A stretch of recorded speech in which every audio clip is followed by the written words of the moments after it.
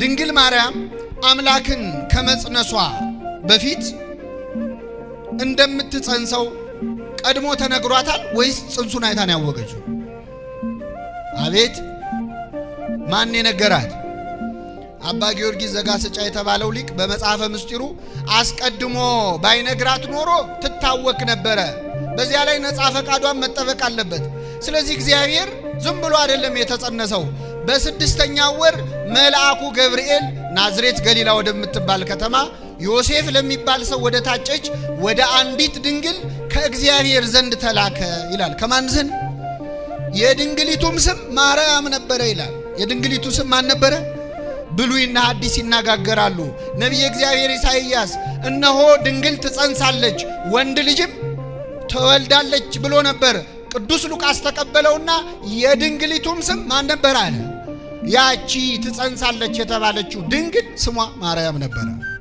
መልአኩ መጥቶ ወደ እመቤታችን በፊቷ ቆመ።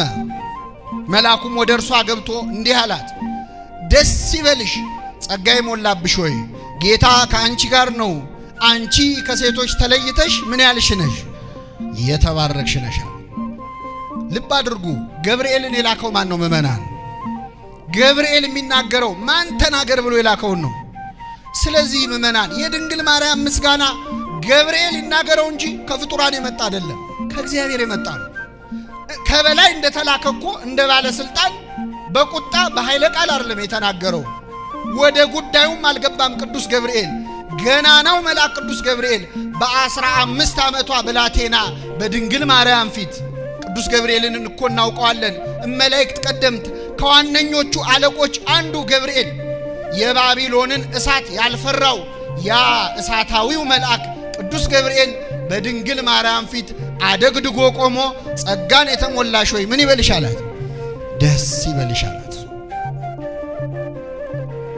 ጌታ ካንቺ ጋር ነው። አንቺ ከሴቶች ተለይተሽ ምን ያልሽ ነሽ?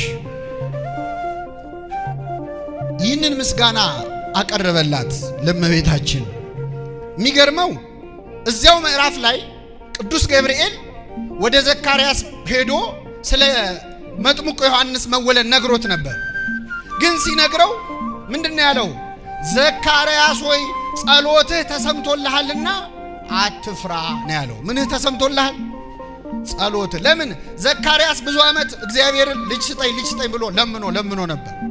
ያ የጸለይከው ጸሎት የለመንከው ልመና በእግዚአብሔር ዘንድ ደርሷል፣ ሰምቶሃል አለው። ድንግል ማርያምን ግን ጸሎትሽ ተሰምቶልሻልና ደስ ይበልሽ አላላት። ምክንያቱም እመቤታችን